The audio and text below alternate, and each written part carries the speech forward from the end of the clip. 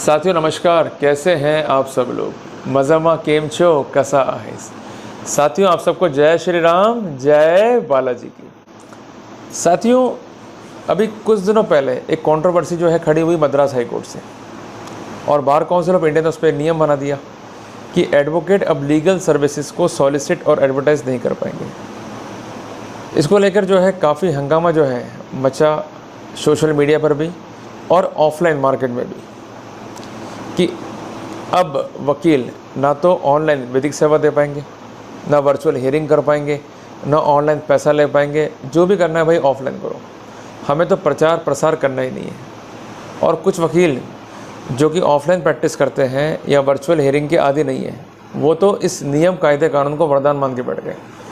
अब आया मजा कि देखा, हमने पहले ही कहा था कि ऑनलाइन प्रैक्टिस करने वाले या वर्चुअल हियरिंग करने वाले एडवोकेट्स अब तो हो गए फेलियर। अब लोग हमारे पास में आएंगे, इनको तो काम नहीं मिलेगा, अल्टीमेटली इनकी बर्बादी जो है अब शुरू हो गई। ये ग्राउंड रिपोर्ट है जो मैं आपके साथ जो है शेयर कर रहा हूँ, क्योंकि जब कोई चीज़ किसी को किसी के फ़ायदे के लिए दिखती है तो वो उस पर ज़्यादा जो है फोकस करता है, रादर देन उस चीज़ के जो उसके काम की नहीं हो। साथियों जजमेंट का वही पार्ट हमने पढ़ा जो हमको पढ़वाया जा रहा है। कुल मिला के मीडिया हमें भ्रमित कर रही है। वो पार्ट जो काम के हैं, ना तो वो उसको एक्सपोज कर रही है और ना ही उस कंटेंट को बताया जा रहा है, फैलाया जा रहा है, पर्च किया जा रहा है, जो जूनियर एडवोकेट्स का रियल में जो है भला कर सकता है। साथियों जब एक अधिवक्ता इस पेशे को ज्वाइन करता है तो उसके लिए सबसे बड़ा स्ट्रगल पेशा नहीं, सीनियर एडवोकेट है। क्योंकि सीनियर एडवोकेट दिन रात चाहता कि वो मेरे लिए काम करे, और स्टाइफंड के नाम पर उसको एक फूटी कौड़ी नहीं देता। ऐसा अमूमन हर केस में नहीं है, पर अमूमन कुछ केसों में देखा गया। वो बेचारा सोचता कि मैं दिन रात काम कर रहा हूँ, परेशान हो गया, घर पे जाता हूँ तो घर वाले पूछते हैं कि भाई क्या लाया कमा के? मैं कहता हूँ भाई कुछ नहीं। ऐसे करते करते जो है समय बीत जाता है और वो जूनियर जो है स्ट्रगल करता रहता है, और वो पौधा जो है अल्टीमेटली मुरझा जाता है। जब उसको पानी नहीं दोगे, सूरज की रोशनी नहीं दोगे, तो वो मुरझाएगा ही। तो वो अल्टीमेटली कहीं बन जाएगा बाबू, या कोई गवर्नमेंट जॉब जो है ढूंढ लेगा, और अल्टीमेटली इस महान पेशे को छोड़कर जो है चला जाएगा। क्लियर है बात ये? तो मद्रास हाई कोर्ट ने इस विषय पर एक महत्वपूर्ण जजमेंट दिया फरीदा बनाम स्टेट ऑफ तमिलनाडु में। ये जजमेंट जो है कंसर्न है विद पिटिशन नंबर 17976/2019 से, जिसमें ये डायरेक्शंस थे स्पेसिफिक स्टेट बार काउंसिल को कि आप नियम कायदे कानून बनाओ, जिसके तहत आप डायरेक्शन दो सीनियर एडवोकेट्स को या अन्य एडवोकेट को कि वो अपने जूनियर को स्टाइफंड दे, जो कि मिनिमम होगा 15,000 कुछ एरियाज़ के लिए और मिनिमम होगा 20,000 कुछ एरियाज़ के लिए। वो एरिया थे चेन्नई, कोयम्बटूर और मदुरई। ये खबर ना ज़्यादा फैली और ना ही इसे सुर्खियों का हिस्सा बनाया गया, क्योंकि सीनियर एडवोकेट जानते हैं अगर ये खबर फैलती है और ये खबर फैल के डिफरेंट स्टेट्स तक पहुँचती है तो कुल मिला के सीनियर एडवोकेट्स पर बंदिश हो जाएगी कि when they are going to engage a junior lawyer और अवेलिंग हिज सर्विसेज, तो वहाँ पर उसको पे करना पड़ेगा despite of having any gender discrimination, चाहे वो मेल हो चाहे फीमेल हो, इक्वल जो है पे करना है। यद्यपि कोर्ट ने लिखा कि हमारे आदेश की पालना 4 हफ्ते में जानी चाहिए, पर उसके बावजूद भी क्या पालना हुई इसका कोई भी डाटा, कोई भी अता पता जो है रिकॉर्ड पर नहीं है। क्लियर है बात ये? इसी का सेकेंड पार्ट जो है निकल के आया, जो था ऑनलाइन सर्विस प्रोवाइडर के जरिए वकालत को एडवर्टाइज करना या सॉलिसिट करना। अरे वैसे ही नियम बने हुए, इसमें कौन सी बड़ी बात होगी? अगर आप बार काउंसिल नियमों को पढ़ो तो उसमें नियम नंबर 36 जो है ऑलरेडी पिक्चर में है, जो कि रोकता है। तो मद्रास हाईकोर्ट ने कौन सा नया फैसला कर दिया, बट वो फैसला हुआ क्यों, इसका बेसिस जानना जरूरी, ताकि जो कन्फ्यूजन माइंड में घूम रहे हैं वो निकल जाए। यहाँ पर एक रिट पिटिशन जो है फाइल हुई जनहित में।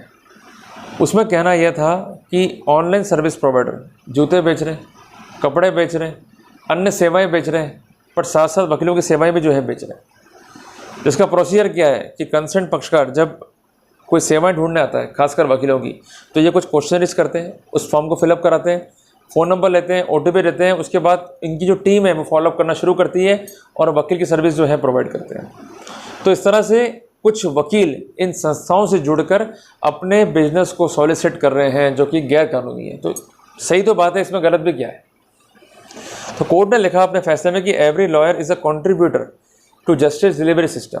थर्ड पार्टी वेबसाइट पर जाकर इस तरह सॉलिसिटिंग करना गलत है। तो जब बार काउंसिल ने आपको खुद अलाउ कर रखा है कि आप वेबसाइट रख सकते हो, जानकारियाँ प्रोवाइड कर सकते हो, और वो जानकारियाँ सही होनी चाहिए, तो दिक्कत क्या है?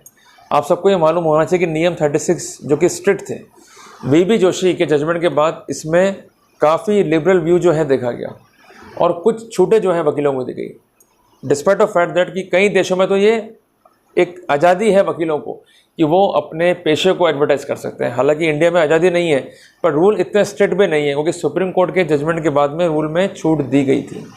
पर जो कुछ पब्लिश हम कर रहे हैं वो एडवर्टाइजमेंट की कैटेगरी में नहीं होना चाहिए, बट हम अपना खुद का वेबसाइट रख सकते हैं, हम खुद यूट्यूबर बन सकते हैं, हम लीगल पर्चिंग कर सकते हैं, हम लीगल एजुकेशन दे सकते हैं। इवन कई सीनियर एडवोकेट्स के, even bar council of India का यूट्यूब चैनल है। क्लियर है बात ये। तो जो घबराहट माइंड में है उसको निकाल दो। अगर आप लीगल एजुकेशन दे रहे हो, पढ़ा रहे हो, लोगों को समझा रहे हो, गाइड कर रहे हो, तो ये गुनाह नहीं है। कोर्ट आपको इस काम के लिए एक महान योद्धा मानता है, क्योंकि जस्टिस डिलीवरी सिस्टम का आप पार्ट हो। अगर लोगों को आप लिटरेट नहीं करोगे, लोगों को कानून के बारे में बताओगे नहीं, तो लोग अवेयर कैसे होंगे। क्लियर है बात ये। तो कुल मिला के क्या चीज़ें बैन हुई है, कैसे हुई हैं, इसको जो है हमको समझना होगा। साथियों, लीगल सर्विसेज को एक स्पेशल दर्जा जो है दिया गया है इनकम टैक्स कानून के तहत भी, और 44 ADA वहाँ महत्वपूर्ण है कि अगर एक सर्टेन लिमिट तक आपका टर्नओवर है तो उस कंडीशन में आधी इनकम मानते हुए आप पर टैक्स जो है लगाया जाएगा। ऑडिट की आवश्यकता नहीं है, बुक्स नहीं बनानी है आपको। इसके अलावा सबसे मजे की बात, GST लागू नहीं है वकीलों पे डायरेक्टली। ये लागू कैसे होगा? By the way of RCM, जिसको बोलते हैं रिवर्स चार्ज मैकेनिज्म। कितनी छूटें सरकार ने दे रखी है आपको। तो जब सीधा रास्ता है तो टेढ़ा रास्ता क्यों लेते हो मेरे भाई? ये मैटर संज्ञान में क्यों आए कोर्ट? क्योंकि वेबसाइट जो है अन्य सेवाओं के साथ साथ एक लीगल सेवा को भी जो है पब्लिश कर रही है, उसका रेट्स कोट कर रही है, बार्गेनिंग कर रही है, डिस्काउंट्स कर रही है। ये तो गलत बात है ना भाई। आज मेरी बात समझो, कई वकीलों को क्लाइंट जो है भैया बोल देते हैं, मैं तो चिढ़ता हूँ। अलाउ कभी नहीं करना चाहिए। आपने पढ़ाई करी है उस पेशे की जिस पेशे के लोगों ने इस देश की आज़ादी में एक महत्वपूर्ण कंट्रीब्यूशन दिया है, अपना समर्पण दिया है। आज आपको इस देश का आम नागरिक सम्मान नहीं दे पा रहा और आप उससे भैया कहलवा रहे हो, यार कहलवा रहे हो, आपके साथ वो बैठ गया। कई बार मैंने देखा है, इवन इंडियन कोर्ट्स में जब कैंटीन है पीछे की तरफ बने होते हैं कोर्ट्स में, वहाँ क्लाइंट साथ बैठे हैं वकीलों के, सिगरेट पी रहे हैं, चाय पी रहे हैं, कॉफ़ी पी रहे हैं। मतलब कुछ तो अपने को डेकोरम रखना पड़ेगा। अगर नहीं रखोगे तो जो नियम कायदे कानून बार काउंसिल बनाती है उसका कोई मतलब नहीं है। आज बार काउंसिल एक तरफ नियम बना के रोक रही है एडवर्टाइज मत करो, पर जो वकील इस तरह से पेशे का सत्यानाश कर रहे हैं उनके लिए भी स्ट्रिक्टनेस तो होनी चाहिए। इवन स्ट्रिक्टनेस यहाँ तक भी है कि वकील अकाउंट्स बनाएंगे, क्लाइंटों को लेज़र बनाएंगे। कितने वकील प्रॉपर लेज़र बनाते हैं, कितनी अकाउंटेबिलिटी आती है? Question is zero. कई बार ये भी क्वेश्चन आते हैं कि लॉ फर्म रजिस्टर्ड क्यों नहीं करती है बार काउंसिल ऑफ इंडिया? क्यों जाना पड़ता है वकीलों को MCA के पास में, means ministry of corporate affair के पास में, और उस थर्ड पार्टी को हमें अपना डाटा साझा करना पड़ता है जिसका कोई भी क्षेत्राधिकार हमारे ऊपर नहीं है। ये बहुत विचारणीय बिंदु है जिस पर चर्चा करनी पड़ेगी बार काउंसिल्स को, और इस पर इफेक्टिव गाइडलाइंस जो है बनानी पड़ेगी by taking support of government of India. पर कौन बोले, कौन चर्चा करे? केवल एक हिस्से को पढ़ लिया, नियम बना दिए, पर ओवरऑल स्टडी भी वहाँ पर करनी चाहिए। साथियों, एक बात मैं आपको बता दूँ, कोर्ट ने इस फैसले में ये भी लिखा कि आज टेक्नोलॉजी जो है चेंज है और नए टूल्स जो है वकील यूज़ कर रहे हैं, खासकर वर्चुअल हियरिंग में। आज लैपटॉप हम लोग यूज़ कर रहे हैं। इवन कोई हमें लॉ फाइंड आउट करना तो हम वेरियस सॉफ्टवेयर जो है यूज़ करते हैं। तो क्या ये भी गुनाह है? आंसर इज नो, क्योंकि वहाँ पर लीगल पर्चिंग हो रही है, लीगल एजुकेशन हो रही है। तो बैन कहाँ पर है कि जहाँ पर ये ऑनलाइन सर्विस प्रोवाइडर जो है आपके बिजनेस को जो है एडवर्टाइज कर रहे हैं। बट ऑनलाइन सर्विस प्रोवाइडर के साथ हमें एक चीज़ और पढ़नी पड़ेगी जो कि है ऑफलाइन सर्विस प्रोवाइडर। ये नियमों में लिखा हुआ है, जो कि आप पढ़ना नहीं चाह रहे हो। आप एक शब्द के पीछे पड़ गए ऑनलाइन, ऑफलाइन भी इसमें इंक्लूड है। अगर ऐसी एविडेंस फाइल पर आती है कि आप डाउट्स के माध्यम से, पर्सनल कम्युनिकेशन के माध्यम से, इवन आपके ब्याह पे कोई डाउट किसी क्लाइंट को फ़ोन करता हुआ पाया गया कि भाई वकील साहब काम बढ़िया कर देंगे, या आप किसी के मार्फत दलाली करते हुए पाए गए, तब भी आप नियम नंबर 36 के वॉयलेशंस में कवर हो। आपने अखबार में कोई न्यूज़ आइटम छाप दिया विद योर फोटोग्राफ की, इस केस में मैंने ऐसा करा था, या अपनी शेखियाँ जो है बगाड़ दी अखबारों में जाके, तब भी आप नियम 36 के वॉयलेशंस में कवर हो। तो कुल मिला के किसी एक पार्ट को पढ़ लेने से कुछ लोग जो समझदार जुड़े हुए वो ये ना समझें कि अब सब कुछ थम गया है। कुछ नहीं थमा है। जो गलत हैं उनके विरुद्ध कार्रवाई हो रही है, पर जो सही है, जो लोगों को लिटरेट कर रहे हैं, जो प्रो बोनो काम कर रहे हैं, लोगों को एजुकेट कर रहे हैं, उन पर ये रेस्ट्रिक्शंस लागू नहीं होंगे। इवन वकील सेमिनार्स भी कर सकते हैं, वेबिनार भी कर सकते हैं, अपनी एजुकेशन स्किल को बढ़ाने के लिए, लेवल को बढ़ाने के लिए फर्दर जो कॉन्फ्रेंसेस हैं या कोई पढ़ाई है वो भी कर सकते हैं। कोई मनाही नहीं है इसमें। कुल मिला के जितना वकील पढ़ेंगे उतना ही समाज का भला होगा, ऐसा संकल्पना है bar council of India rules की भी, और इवन वकीलों को पढ़ाने तक भी अलाउ किया कि आप किसी संस्था में जाकर एजुकेशन भी इम्पार्ट कर सकते हैं, बट उसका एक पीरियड है, वो है 3 घंटे का। इवन बुक्स भी लिख सकते हैं, इवन आप कोई लीगल न्यूज़ है उसको पब्लिश भी कर सकते हैं, बट वो जानकारियाँ सही होनी चाहिए, इतनी शर्त है। कोई जजमेंट सुप्रीम कोर्ट का है उसके बारे में आप चर्चा भी कर सकते हैं, बट जानकारियाँ सही होनी चाहिए, इतनी सी बात तो है, और क्या है। अब साथियों, एक कन्फ्यूजन माइंड में रहेगा आप सबके कि ऑनलाइन सर्विस प्रोवाइडर है क्या और कैसे उन पर रोक लग गई। देखो, जो भी ई कॉमर्स है या उनसे जुड़ी हुई संस्थान है, जैसे अमेजोन, फ्लिपकार्ट या कोई भी संस्थान, या ये वेबसाइट्स जो पार्टी बनी कोर्ट में आके, वो समस्त संस्थान जो कि सर्विसेज प्रोवाइड कर रही हैं उसके अगेंस्ट में कुछ पैसा ले रही हैं, वो सब ऑनलाइन सर्विस प्रोवाइडर है। इसका अभिप्राय ये है कि यूट्यूब जो है जब तक कोई पैसा चार्ज नहीं कर रहा है वकील से उसके प्रमोशन के लिए या एडवर्टाइजमेंट के लिए, तो वो सर्विस प्रोवाइडर नहीं है। मियर एक प्लेटफॉर्म है जहाँ पर इन्फॉर्मेशन जो है शेयर हो रही है, और वो एजुकेशनल इन्फॉर्मेशन जो है लोगों के काम आ रही है कि वो अपने केस को कैसे तैयार करें, या कोई बच्चे जो पढ़ाई कर रहे हैं लॉ की, वो पढ़ाई में कैसे जो है आगे बढ़ें और उनके लिए टिप्स क्या होंगी। और इवन अगर सब्जेक्ट नॉन लीगल भी है, मींस सब्जेक्ट मोटिवेशनल भी है, तो उस पर भी अधिवक्ता अपना स्पीच दे सकता है, इसमें कोई लीगल बार नहीं है। और ये article 19 sub clause 1 sub clause A का जो है पार्ट है, जिस कारण जो डायरेक्शंस कोर्ट ने दिए उसको लोगों ने पढ़ा ही नहीं और पहले जो है मचाना शुरू कर दिया अल्लाह। तो साथियों, कुल मिला के डायरेक्शंस क्या थे कि ऑनलाइन सर्विस प्रोवाइडर या ई कॉमर्स से जुड़े हुए व्यक्ति के खिलाफ जो है इस तरह की कंप्लेंट दर्ज होंगे यदि वो इस तरह के अनलॉफुल एक्ट में जो है इन्वॉल्व पाए रहते हैं, जिसमें वकीलों के पेशे से जुड़ी सेवाओं को एडवर्टाइज या सॉलिसिट करना जो है शामिल है। अगर उन्होंने ऐसे एडवर्टाइजमेंट की है तो उसको रिमूव करें, बार काउंसिल को नोटिस जारी करें कि इस तरह के एडवर्टाइज जो है पब्लिश ना करें। वो गवर्नमेंट ऑफ इंडिया की सहायता भी ले सकती हैं, और जो कंसर्न रिस्पॉन्डेंट हैं उनको ये डायरेक्शन दी कि आप इस तरह के एड्स को जो है रिमूव कर दें। तो ऑनलाइन सर्विस प्रोवाइडर हो या डिजिटल सर्विस प्रोवाइडर हो या इंटरनेट सर्विस प्रोवाइडर हो, ये अलग अलग कंसेप्ट है, बट मोटी बात है कि जो भी सर्विस प्रोवाइडर होगा, चाहे वो ऑनलाइन मोड पर है चाहे ऑफलाइन मोड पर है, किसी वकील के लिए एडवर्टाइज या कोई भी ऐसा स्थिति पर्च नहीं कर सकता जिससे उसका बिजनेस जो है वो सॉलिसिट हो। अब जरा सोचो, आपकी हर एक एडवोकेट जो है सोशल मीडिया पर एक्टिवेट है, कोई जो है रील बना रहा है तो उसका वो व्यक्तिगत व्यू है, उसमें क्या हो गया। पर ऐसा होता है कि वो कोर्ट की ड्रेस पहन के बैंड लगा के बना रहा रील है, तो ये ऑफेंस हो जाएगा, क्लियर है, यह मिसकंडक्ट हो जाएगा। पर अगर वो सामान्य रूप में जो है अपने लाइफ को एंजॉय कर रहा है, कहीं वो घूमने गया, पिक्चर शेयर कर रहा है, शादी में गया, वो बधाई देते हुए अपना नाम लिखते हुए कोई संदेश दे रहा है बधाई का, तो ये कवर नहीं है। तो कुल मिला के बात छोटी सी है पर बात बहुत गंभीर है, डिफ्रेंशिएशन करने वाली।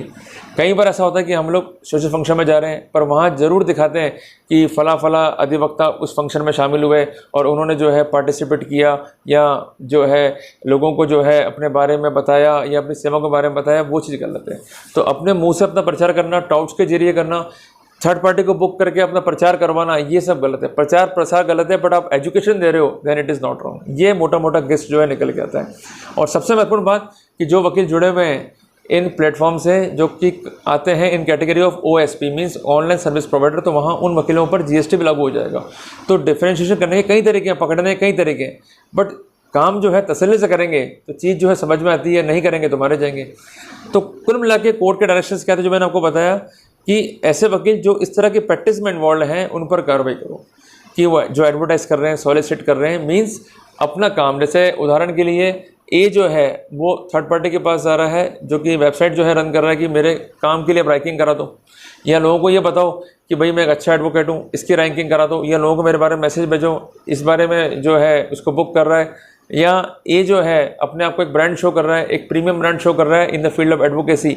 तो ये सब कैटेगरी है मिसकंडक्ट की। बट ए अगर जानकारी दे रहा है खुद की वेबसाइट पे या किसी अन्य की वेबसाइट पर वो जानकारी लीगल है, और वो जानकारियाँ जिस वेबसाइट पे दी जा रही हैं वो कोई अन्य कार्यक्रम जैसे जूते बेचना, कपड़े बेचना, एस्ट्रोलॉजी का काम करना उससे जुड़ी भी नहीं है, प्योरली एक एडवोकेट के लिए वेबसाइट है या एडवोकेट का समूह इसके लिए वेबसाइट है, then it is not a legal wrong.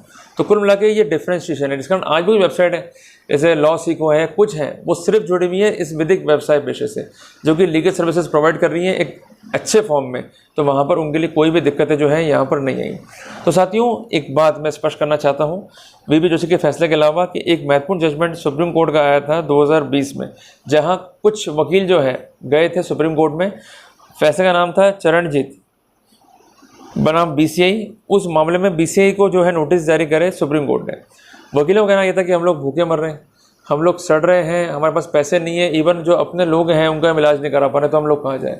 तो कोर्ट ने केवल नोटिस जारी करे, पर उसमें आगे जो है कुछ फाइंडिंग जो है मुझे रिकॉर्ड पर नहीं मिली। तो कुल मिला के हम ये कह सकते हैं कि रूल नंबर 36 जहां हमें लिबर्टीज़ दे रहे हैं तो वहां पर ये दायित्व भी हम पे इम्पोज करें कि हम उस लिबर्टी का मिसयूज़ ना करें।